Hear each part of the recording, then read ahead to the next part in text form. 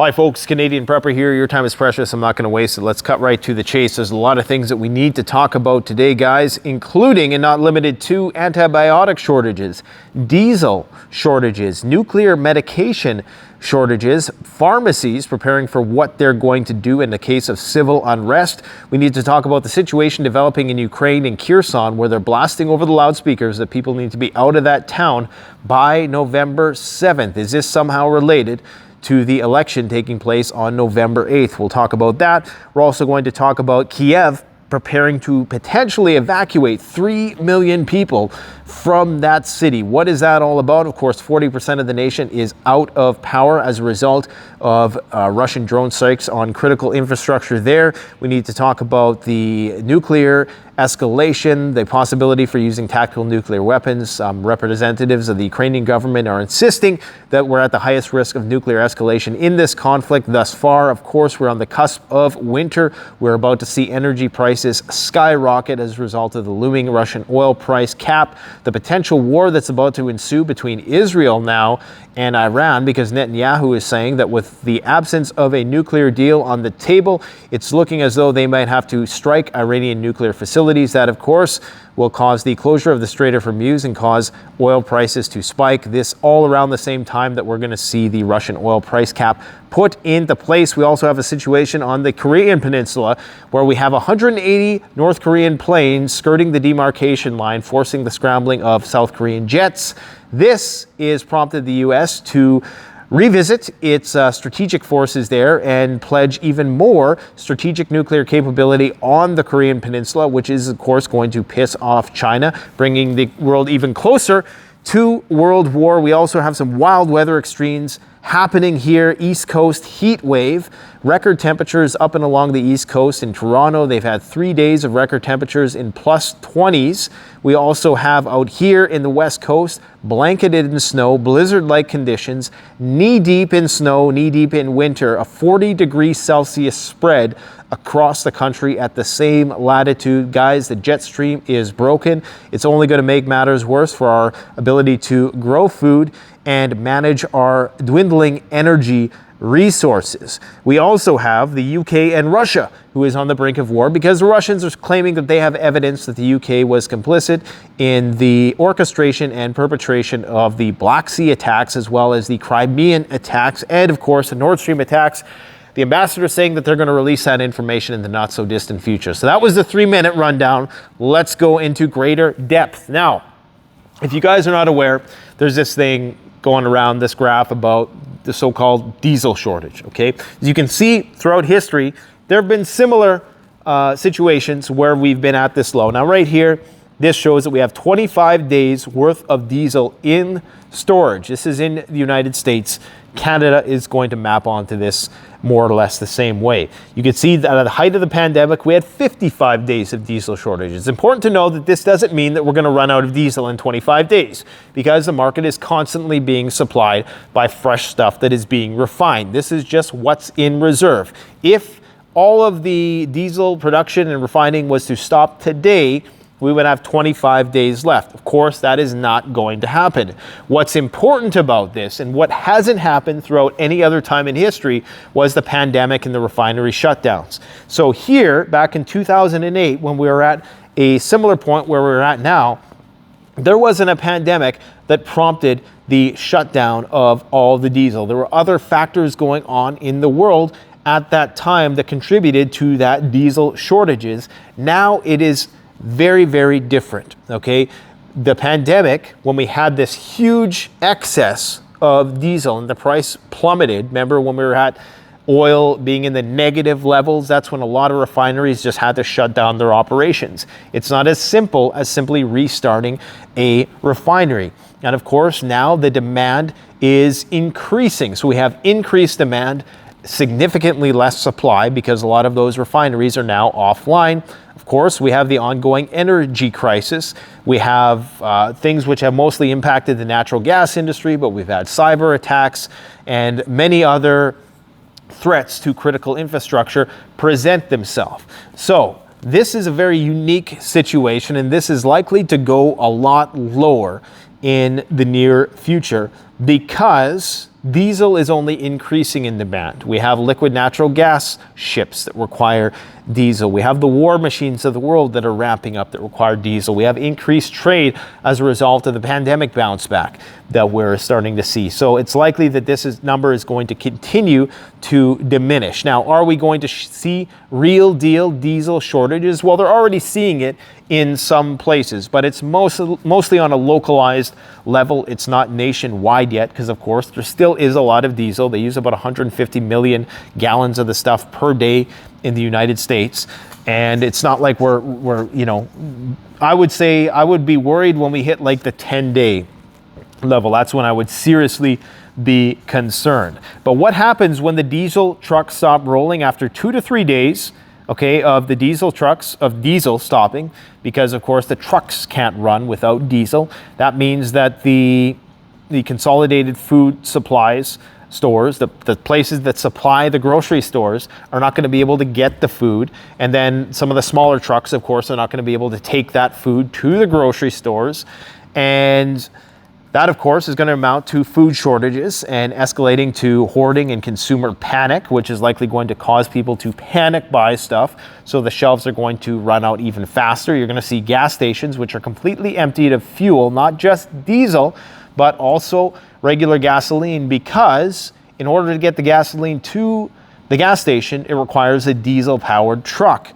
We're going to see supplies of bottled water, canned meat starting to disappear from major retailers. ATMs are going to run out of cash, and banks will likely not be able to process transactions. Container ships and rail transport is also going to be disrupted. So you're going to see a huge ripple effect in a negative way throughout the supply chain. After the first week, automobile travel is going to cease due to the lack of fuel. A lot of people are going to be working from home, as many people have wanted to do for the past 2 years. We're also going to see hospitals start to lack essential supplies. We're already starting to see that with respect to various shortages of medication, which are unrelated to the diesel, but related to other things going on with the global decoupling. We're going to see garbage start to pile up in the streets and not be picked up after the first week because there's just not going to be diesel to pick it up. Okay. Now, obviously, if things ever got this bad, you will start to see the allocation of the limited amount of diesel to emergency services. So I'm quite certain that they will make a case to continue to pick up the garbage after the first week. But of course, it's going to be on a priority basis after that. After the fourth week without diesel, with a complete collapse of the diesel supply, that's when you're going to see clean water supply being exhausted. Water will only be safe for consumption after boiling. All of the nuclear power plants of the world rely on diesel for their backup systems. If there was a nuclear incident and there was no diesel, now we're getting into the far reaches of a all-out diesel disaster. Then, of course, we would have nuclear disasters on our hands. With this lack of clean drinking water after 4 weeks, you would start to see illnesses increase, and that would cause increased burden on the healthcare system, which was already compromised by lack of supplies due to the trucks not rolling in with all of those medical supplies. So this is a very real threat. Right now, I don't think it's something that we need to worry about, you know, in an acute sense, in the sense that it's going to lead to near-term disaster. But with the Russian oil price cap looming on the horizon, and energy is all interrelated, with the situation developing in Israel and Iran that I'm going to talk about, and Saudi Arabia, there is a potential for oil prices to skyrocket, and increased oil prices are only going to make it harder to refine the diesel. And so that's just going to, you know, increase the likelihood that this actually is a problem that gets realized. Right now, not a huge concern, even though there are material shortages in some states. I believe some of the states where there is a shortage right now are Oklahoma, North Carolina, and parts of Tennessee. You know, so there's definitely a localized threat there, but it's not on a national level yet. Now, let's go to antibiotics. So here in Canada, and I'm assuming the United States as well, there's amoxicillin shortages. There's also shortages of Tylenol for children. And this has been a big one for the last couple of months. They're saying that a lot of these shortages of medications are due to the fact that a lot of people, you know, have been living in a bubble for the last 2 years. Everything's finally opened up. and people are getting sick, you know, left and right. And so these medications are in very, very high demand. Now, if you recall, we did a video with Jace Medical. They're a company that provides preppers with an emergency supply of antibiotics. Antibiotics are probably one of the most important things to level up your first aid kit. It makes any, you know, run-of-the-mill first aid kit into a very sophisticated first aid kit, medical kit, okay? If you can add antibiotic medication, because this is probably one of the most important types of medication just throughout the 20th century, the 21st century. So many people have been saved from antibiotics. And of course, in a grid down environment, let's say you have to procure firewood, or you just have to do more physically laborious stuff. Let's say the heat isn't working as well. So that's going to reduce your immune system. All of these things are going to work towards an increased likelihood that you are going to injure yourself or need some sort of antibacterial medication in order to, you know, just stave off illness. So it's important that you have an emergency supply. Unfortunately, trying to get this from your doctor is typically, you know, depending on the relationship you have with your doctor, maybe they'll prescribe it to you for emergency purposes. With Jace, it's now approved in Canada. In the United States, it's like a no questions asked thing.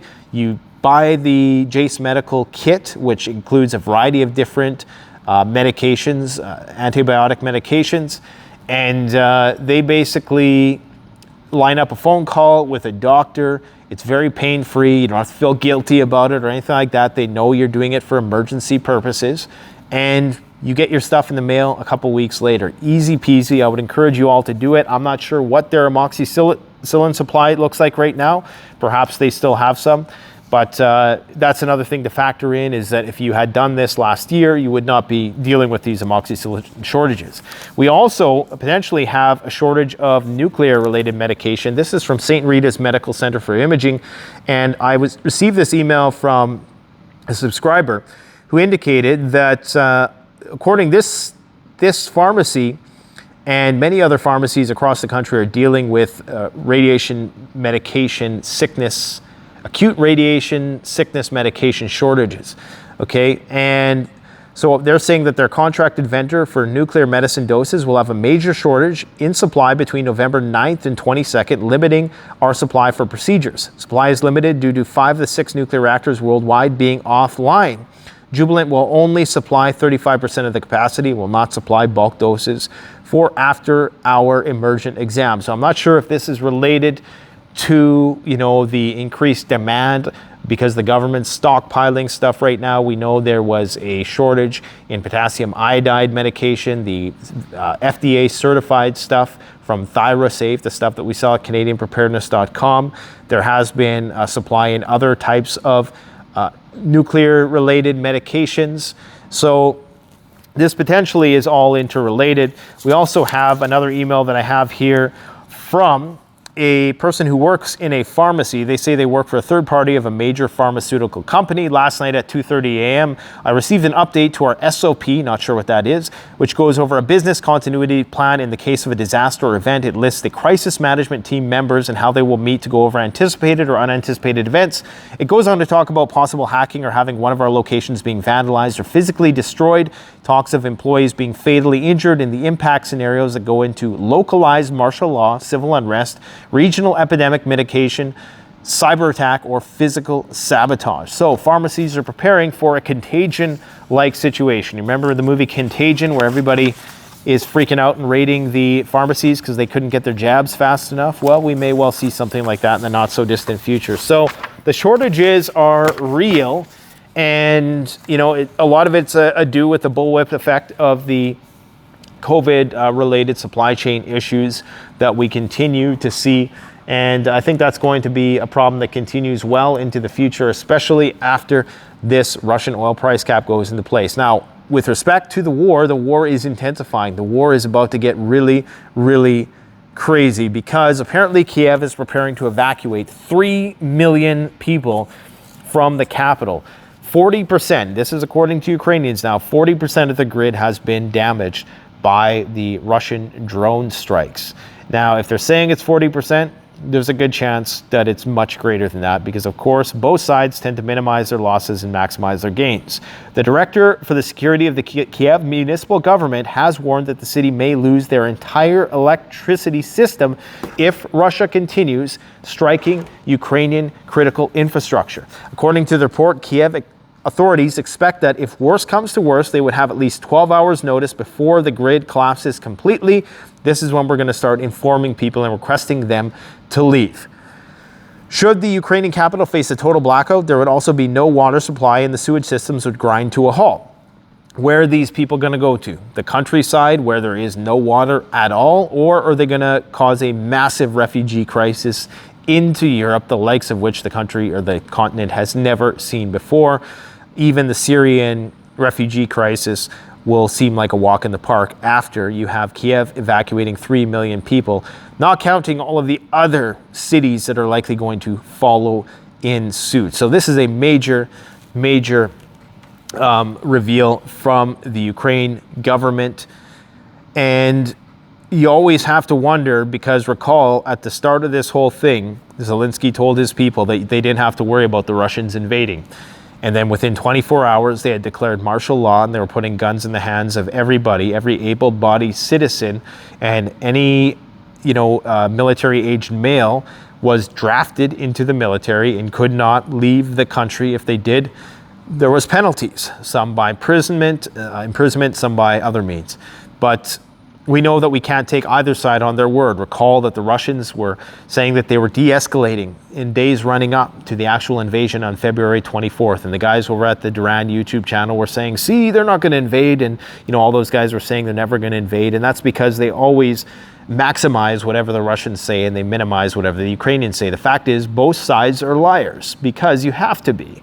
It's just the name of the game. You have to use subterfuge to try to confuse and bamboozle your enemy. Now, on the confusing and bamboozle front, we have the Russians seemingly enticing the Ukrainians into the Kherson area. Now, interesting story out of Kherson. Apparently, they've been blasting on the loudspeakers there and been going door to door, telling people in the town of Kherson in the south of Ukraine, where the big battle is about to erupt between Ukraine and Russia, that everybody there needs to leave by November 7th. They're distinctly saying everybody needs to be out of Kherson by November 7th. All of the civilian population, I think the population there was around 100,000 people, more or less, within the city, that is, and then the surrounding regions probably a lot more.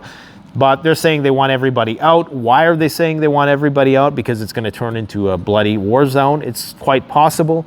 Of course, the Ukrainians' window for opportunity for doing this offensive is closing, because once the ground freezes, that's when the Russians and their 500,000 troops are going to start pouring over the river and start, intensifying their invasion, I do believe. And a lot of people believe that as well.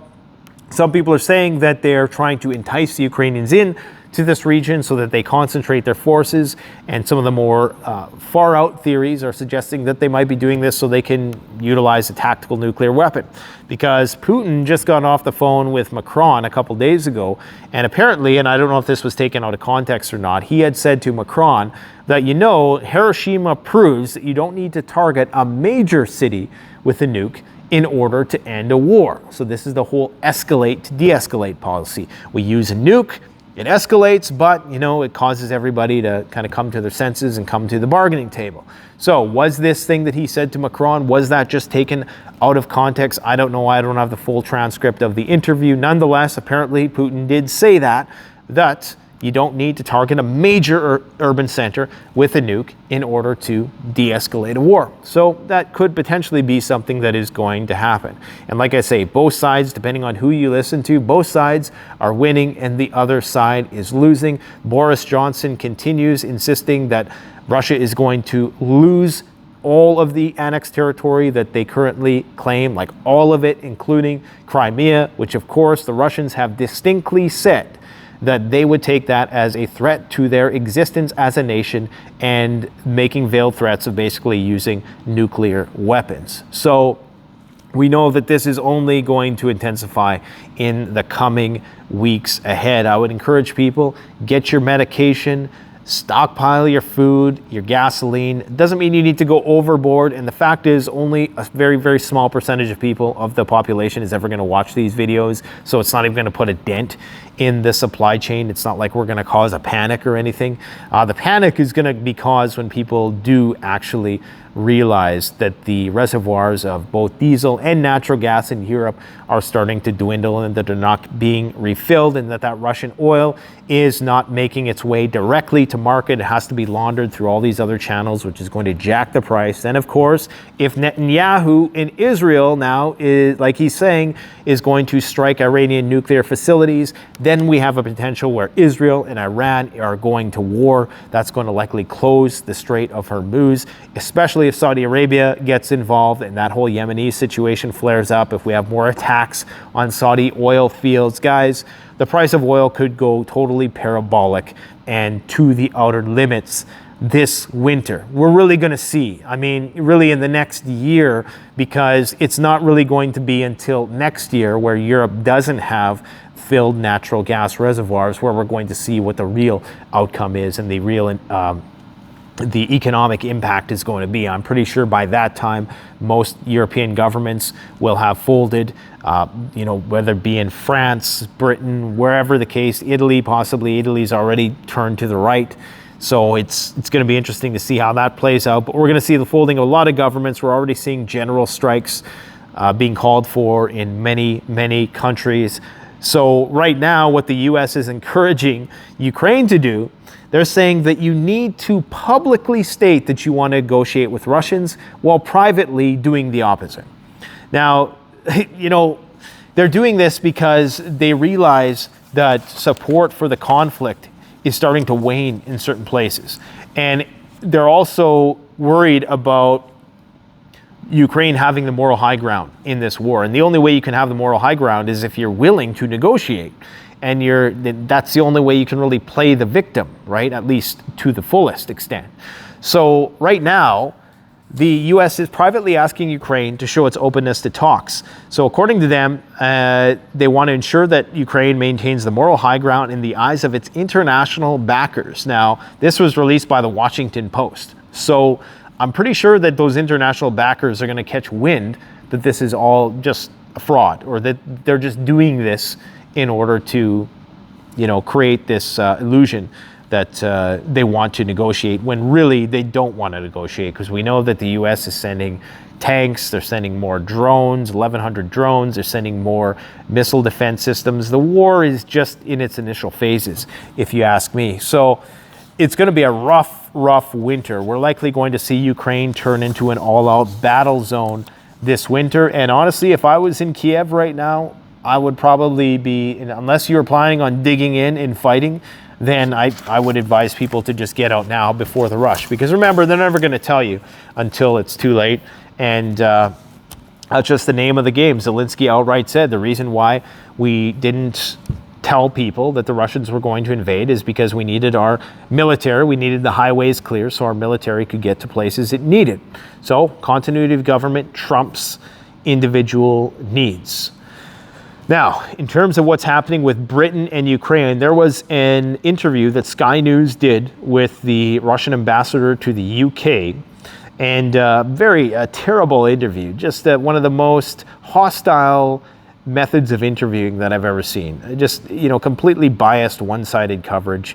Anyways, the ambassador was saying that they have proof that the UK was complicit in orchestrating and perpetrating the Nord Stream attacks, the attacks on the grain corridor, the Black Sea Fleet, and the Crimean Bridge, and that they're going to release that in the not so distant future, and that there will be consequences. Now, remember, that's an act of war, especially when you're targeting some of the biggest critical infrastructural projects, including the Crimean Bridge, which could be deemed critical infrastructure because it's one of the few ways that Russia has into that region, at least, with the train and all that stuff. Then, of course, the Nord Stream pipeline, which was partly owned by other countries as well. For whatever reason, those countries don't want to release the results of their forensic analysis. But we do know that there was a major crater. They're pretty much 100% certain that it was an explosion. And Russians claim that it was the MI6 or some elements of the UK Navy who perpetrated it. I'm not saying that. I'm just saying that's what they think. And then according to them, then the UK is then a state sponsor of terrorism in their eyes, which essentially puts them at war with the UK. So it'll be interesting to see what develops with respect to that. Norway and Russia are on the brink of terminating their relationships, pulling their ambassadors as a result of potential nuclear weapons going into Norway, and of course all of the spying going on between those two. So something is definitely heating up there. We have Ukraine MP saying that the threat of a nuclear strike from Russia is higher than it's ever been. Again, it's from a Ukrainian MP, so take it with a grain of salt. Of course, that's what they're going to say. We have UK spies, apparently, and this one is, take this one with a big grain of salt. This is what the Russians are saying, that apparently there's some UK spies within Ukraine doing stuff. I'm not even going to get into this one because, I try to stay comfortably within the Overton window because I do no good to you guys if I get canceled, but you can go and research that if you want. Now, we also have a situation developing with the Iranians. So Kiev right now is urging strikes on Iran. Okay, they're urging strikes on Iran. So this is where you're starting to see the war spill over beyond Ukraine. Ukraine is actively encouraging attacks on the Iranians. That's huge. And they're saying this because, of course, the Iranians are supplying weapons to the Russians. They've openly admitted this now, that they've supplied drones to the Russians. They're saying, well, we did it before the war started. Okay, whatever. But regardless, they're going to be sending more advanced missile systems. And Ukraine's not too happy about this. Now, just consider, though, what that means, right? I mean, if we were to replicate that sort of strategy or that logic with the Russians, who has been supplying Ukraine with weapons? Well, it's been every NATO country, including Turkey, who's kind of on the fence with the Russians. So, I mean, by that logic, should the Russians be attacking all the NATO countries? Obviously, that would lead to nuclear war, World War III. I think the same is very true with the Iranian situation. Now, to the Ukrainians' benefit, Netanyahu is now back in power in Israel. And he's very hawkish on the Iranian front. And he's basically saying that unless the nuclear deal can be sorted out or revised, and it's kind of a catch-22 because if the Israelis didn't want the nuclear deal in the first place, and they don't want them to not have a nuclear deal. So they're basically saying we're going to attack Iranian nuclear facilities. Are they going to do it by cyber? Are they going to do it by some asymmetrical means? I don't know. They probably will attempt to do that first, attack more nuclear scientists, whatever the case is. The tensions between Israel and Iran are about to intensify.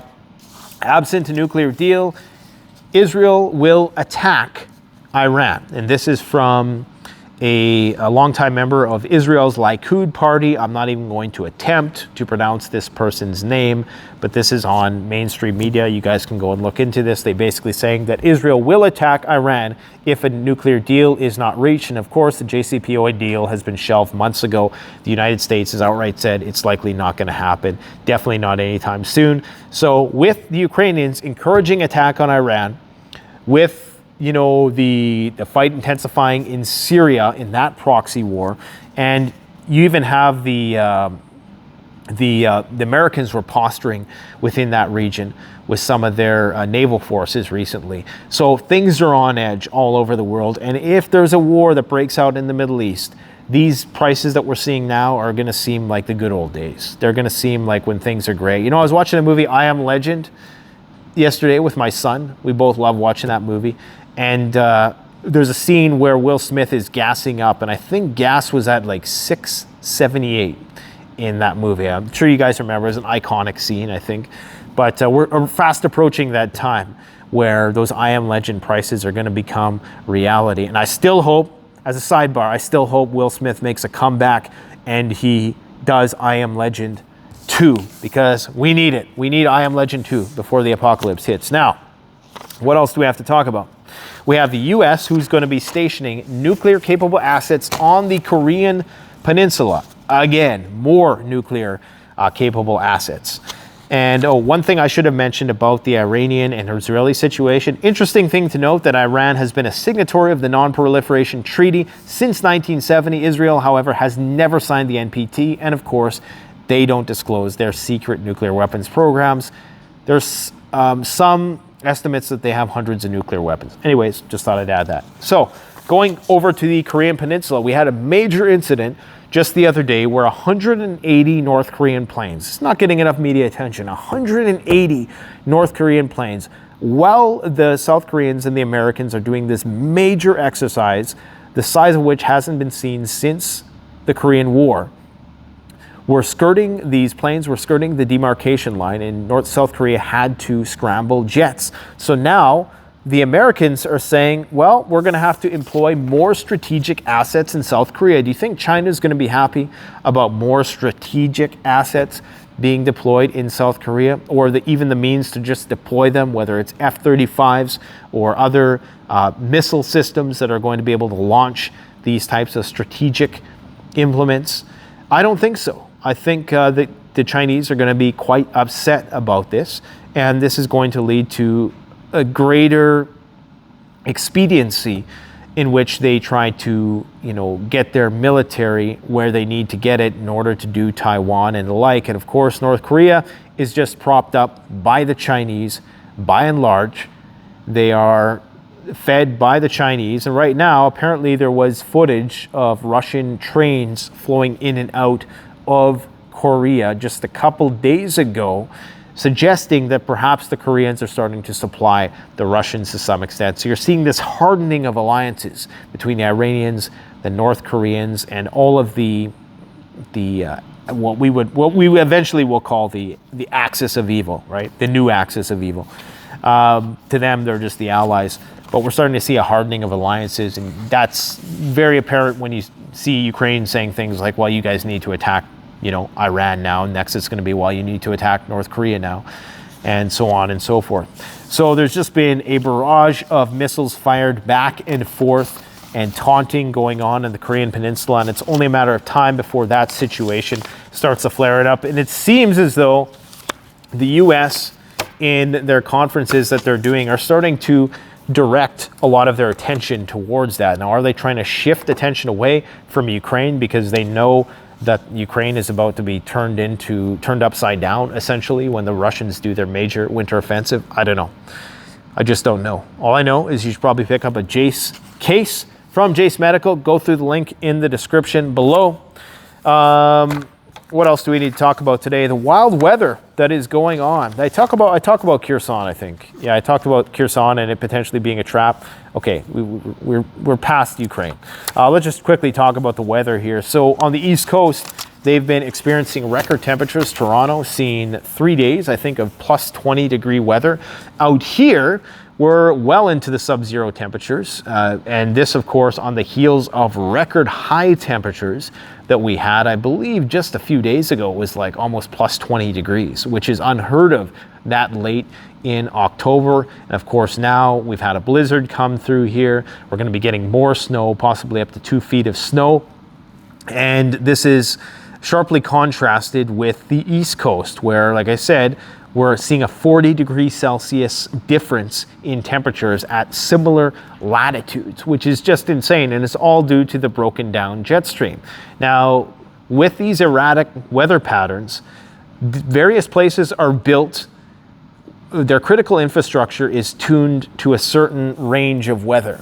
And if you step too far outside that range of weather, the grid and the system cannot support it. So like, for instance, up here, even though our roads are terrible, but a lot of our infrastructure is built to withstand very cold temperatures.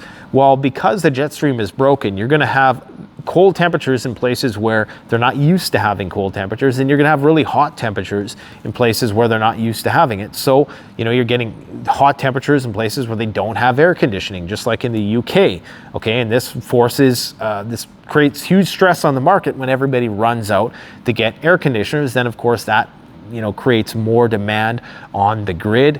And then in other places where people might need heaters where they never needed heaters before, or like natural gas, stuff like that, where they never needed it before, And so it just disrupts the whole system, and it's going to have effects on agricultural output, just on productivity in general. I can't believe you guys have had to look at this screen this whole time. Sorry, this is just an impromptu setup. I'm in the process of stepping up our studio game a little bit here.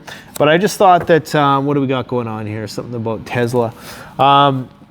I just thought I would, chime in on the weather situation, because the weather's just getting wild, and that's just going to complicate all of these supply chain woes even more. So I'd encourage you, if you haven't already, continue to stock up for the long winter that awaits, because we're going to see a lot of major incidences happen in the next few weeks, I do believe, with this Russian offensive. We're going to see exactly kind of where we stand come late December with oil prices, with energy prices, and of course we have the election coming on Tuesday. Some people are saying that these Ukrainian objectives are being fast-tracked to somehow sway voters on election day. I don't think, I think the event would have to be pretty major at this point in order for something to sway voters this late in the game. I think something very major would have to happen in Ukraine. There would almost have to be some sort of tactical nuclear strike or something, literally, in order to change somebody's mind at this point in the game. They're saying it's going to be a red wave in the United States, but I don't know anymore, because that's what they said. That's what they said last time, and you just really never know. Either way, there likely will be subsequent civil unrest, and the civil war in the United States appears to be increasing in likelihood. Let me know what you guys think in the comment section below. Thanks for watching. Don't forget to like, comment, subscribe. Canadian Prepper out, and get your Jay's case while you can. Thanks for watching. Take care.